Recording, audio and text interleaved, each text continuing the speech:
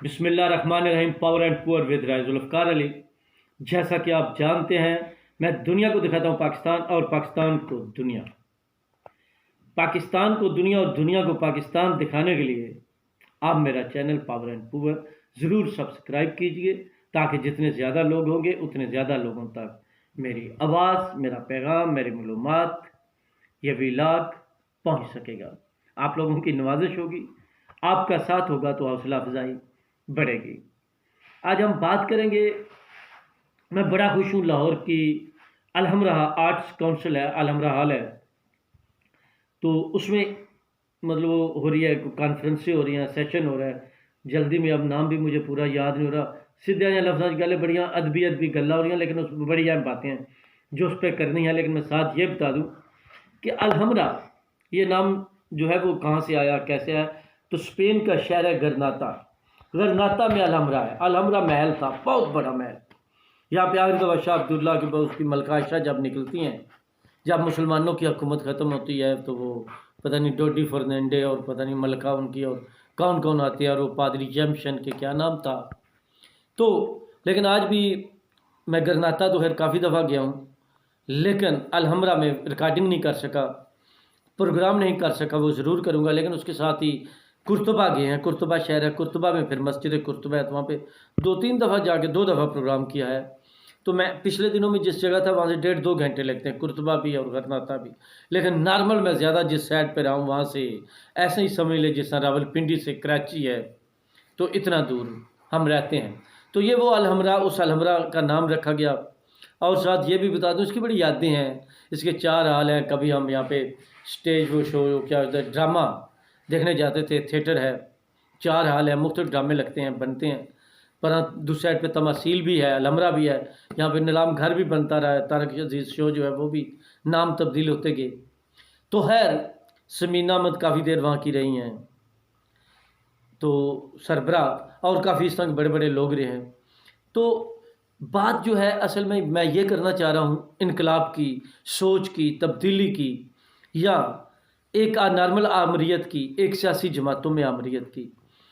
پہلے تو ہم لڑتے تھے نا، آمریت ہے، فوجی حکومتیں ہیں، ان کے خلاف، تاکہ طاقت کا سرچشمہ عوام ہے، عوام اپنے نمائندے منتخب کر سکیں، جس سے عوام کا بھی، اداروں کا بھی، ملک کا بھی بھلا ہے، فائدہ ہے۔ اور اس جنگ میں پتہ نہیں جانے کتنے دہائیاں گزر چکی ہیں، لیکن اس کے بعد دھیرے دھیرے رفتہ رفتہ وہاں پہ تو سیاستدان جنگ لڑتے رہے اگر کچھ ہیں تو، لیکن اس کے ساتھ دوسرا طبقہ آتا گیا جس کو لیکٹیبلز کہتے ہیں، وہ تو پرانا، اس کے ساتھ دولت والا جو امیر ہو وہ سیاست میں کودتا ہے، تو پاور پولیٹکس شروع ہو گئی، جس نے اور زیادہ نقصان پہنچایا۔ پاکستان میں پاور پولیٹکس ہے، سیاست کرنے کے لیے پیسہ چاہیے، سیاستدان ہونا ضروری نہیں ہے، اس لیے اب سیاستدان تو نہ ہونے کے برابر ہیں، بہت تھوڑے ہیں، لیکن پیسے والے امیر لوگ آتے ہیں، تو اس وجہ سے ملک کا ستیہ ناش ہو گیا ہے۔ تو یہ سلسلہ چل رہا ہے۔ خیر تو وہاں سے انقلاب کی باتیں آنا، بہترین چیزیں آنا، عبدالحسن شاہ ہے، وہ ہماری آرٹ سے بڑا ان کا تعلق ہے کراچی سے، تو انہوں نے کہا کہ کراچی سندھ کی کھڑکی سے ہم لاہور کو دیکھتے ہیں تو اب اچھا لگتا ہے، یہاں سے انقلابی لوگ نظر آتے ہیں، مطلب بڑی نفیس ہیں، بڑی پیاری باتیں کرتی ہیں، اور الفاظ کا چناؤ ان کا جو ہے وہ ان کو آتا ہے، اور بھی کافی لوگ تھے بے شمار۔ لیکن آج وہاں پہ جو حامد میر نے بات چیت کی ان کے ساتھ، فؤاد حسن کے ساتھ، وہ 16 مہینے جیل میں رہے ہیں۔ عمران خان کے سول مارشل لا جو ہے اس دور میں انہوں نے جیل کاٹی ہے، کیونکہ یہ پرنسپل سیکرٹری تھے وزیر اعظم نواز شریف کے، تو ان پہ اتنا ہی تھا کہ آپ کہہ دیں، پھر کہتے تھے آپ زبانی کہہ دیں کہ نواز شریف نے یہ کیا ہے، وہ جرم کیا ہے، یہ کرپشن کیا ہے، یہ نہیں مانے۔ تو کنجے، وہ کیا کہتے ہیں، کنجے نفس، نہیں کنجے میں، اچھا ابھی یاد تھی وہ کنجے کفس، کفس نہیں، کنجے کفس جیل کے کہتے ہیں، جیل کا جو ایک کونا اور نکر ہو نا اس پہ لگے ہو تو اس کو کنجے کفس کہتے ہیں۔ تو شاعری مجموعہ ہے کنجے کفس کا، اس کتاب کی ان کی جو ہے وہ رونمائی ہوئی ہے، اور بھی مختلف کتابوں کی رونمائی ہوئی ہے۔ عرفان صدیقی صاحب سینیٹر ہیں ان کے، نون لیگ کے، میڈیا سے ہی پہلے تعلق رہا ہے، ان کی کتاب تھی، اور بھی بے شمار کتابیں۔ تو میزبانی کا شرف جو جس طرح مختلف جگہوں پہ مختلف سیشن میں کر رہے ہیں، وہ اسما شرازی صاحب اس میں کر رہی تھی. تو حمد میر نے بڑی بڑی باتیں کی. آپ کو پتہ ہے وہ بڑی بے باک بات کرتے ہیں. وہاں پہ کافی لوگ نون لیگ کے بیٹھے ہوئے تھے، دوسرے بھی بیٹھے ہوئے تھے. سعد رفیق تھے اور شاہد خان عباسی کا نام لے رہے تھے، اور کافی دوست تھے. اجاز صادق صاحب کا نام لے رہے تھے. تو وہ کیا کہہ رہے یہ رہے تھے کہ کل جو عمران خان نے کیا ہے آپ لوگ ایسا نہیں کریں گے، نہ کریں گے. اس کا مقصد ہے کچھ نہ کچھ ہو رہا ہے. تو آپ بھی وہ کر رہے ہیں تو ان میں اور آپ میں فرق کیا رہ گیا. تو اس کے ساتھ انہوں نے یہ بھی بتایا کہ فؤاد حسن فؤاد کا ایک بیٹا ہے سالار، تو ان کی پوسٹنگ تھی اس وقت بلوچستان میں.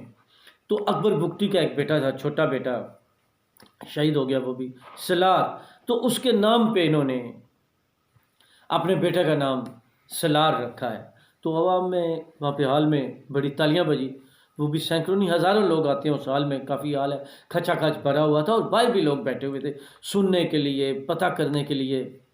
اور اس میں اکثریت لوگ انقلابی ذہن کے مالک، عوامی ذہن کے مالک. مطلب یہ جو ہوتے ہیں نا، یہ اوپر سے آ کر عوام کا صرف نام استعمال کرتے ہیں. تو جن کے پاس طاقت ہے، جن کے پاس دولت ہے، جن کے پاس پریشر ہے یا ڈر اور خوف پیدا کر سکتے ہیں، تو وہ لوگوں پر مسلط رہتے ہیں. تو یہ ان سے آزاد قسم کے لوگ جو اس ملک کی بھلائی چاہتے ہیں، جو انسانیت کی بھلائی چاہتے ہیں، اور اس پہ پریکٹیکل کام کرتے ہیں اپنی کتابوں کے ذریعے، شعری مجموعوں کے ذریعے، آواز کے ذریعے، یا جس طرح بھی ہے. اس میں بڑے بڑے ظاہری بات ہے وہاں پہ نام گئے ہوئے تھے، آئے ہوئے تھے. تو احمد میر صاحب نے بڑی کھل کر باتیں کی، اسما شرازی نے کی، باقی لوگوں نے بھی کی. لیکن سوچنے کی بات ہے، دیکھیں ابھی کتنا عرصہ ہوا ہے عمران خان کے اس سول مارشل لا دور کا، جس میں یہی فؤاد حسن فؤاد گرفتار تھا، بند تھا. آج وہ پاپولر ہے، آج اس کی باتیں ہو رہی ہیں. آج وہ جو شاعری مجموعہ لکھا ہے، جو کتاب لکھی ہے کنج کفس، اس کا ذکر ہو رہا ہے. تو یہ وقت گزر جاتے ہیں، لیکن جو اچھائی پر ہوتا ہے، بہتری پر ہوتا ہے، اس کو تاریخ یاد رکھتی ہے، اس کو تاریخ بیان کرتی ہے. تو وہاں پہ اس کی تکلیفوں کی بھی بات ہو رہی تھی. لیکن آج فؤاد حسن فؤاد وہ چیزیں بھول چکا ہوگا، کسی حد تک بھول تو نہیں چکا ہوگا، لیکن اس کو حوصلہ ہوگا کہ اس کو کچھ نہ کچھ صلہ ملا ہے. لیکن پاکستان کے حالات ایسے ہیں. بات کرنے کا مقصد ہے کہ اچھا دیکھیں نا، وہاں پہ جس طرح میں بتا رہا تھا پہلے کہ بڑے بڑے لیڈر آئے ہیں. جس طرح مطلب لاہور میں شیر بنگال جن کو کہتے ہیں مولوی فضل الحق، انہوں نے قرارداد پاکستان پیش کی. یہ تو سب کو پتہ ہے، مطالعہ پاکستان میں لکھا ہے. لیکن یہ کسی کو نہیں پتا کہ ان کو یہاں پہ غداری کا مقدمہ بھی ہوا تھا، ان کو بھی غدار کہا گیا تھا.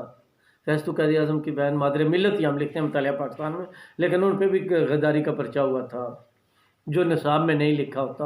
اور اس طرح کی بے شمار چیزیں ہیں. پھر بھٹو صاحب نے مطلب پیپلز جو ہے وہ سندھ سے نہیں، اس کی بنیاد جو رکھی گئی ڈاکٹر مبشر حسن کے گھر لاہور سے رکھی گئی. بڑے بڑے ذہین لوگ پیپلز پارٹی میں رہے ہیں، حنیف رامے، میرائے خالد، اور اس طرح کے بڑے بڑے لوگ. تو مطلب ادب کا، پڑھنے لکھنے کا گوارا رہا ہے، اب بھی ہے. تو اب بھی جو لاہور کے لوگ ہیں اکثریت، اچھا لگا آج کے اس دور میں جب میں نے کہا نا کہ جماعتوں کے اندر آمریت ہے، پاور پولیٹکس ہے، اپنی مرضی کے دھڑے بناتے ہیں جس سے پارٹیاں کمزور ہیں، اور وہ ملک کمزور ہوتا ہے، سیاست کمزور ہوتی ہے، جمہوریت کمزور ہوتی ہے.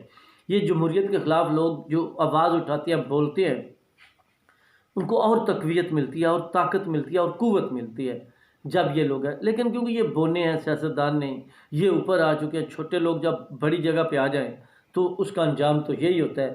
لیکن وہ کنج کفس کب تک رہے گی؟ یہ عوام، یہ لوگ کب تک کونے میں لگے رہیں گے؟ یہ جیل سے کب آزاد ہوں گے؟ یہاں کے لوگوں کو کب سہولت ملے گی؟ اس کے لیے آپ سب، ہم سب جدوجہد جاری رکھیں گے. اور الحمرا اور کنج کفس کے نام آخر میں آج سلام.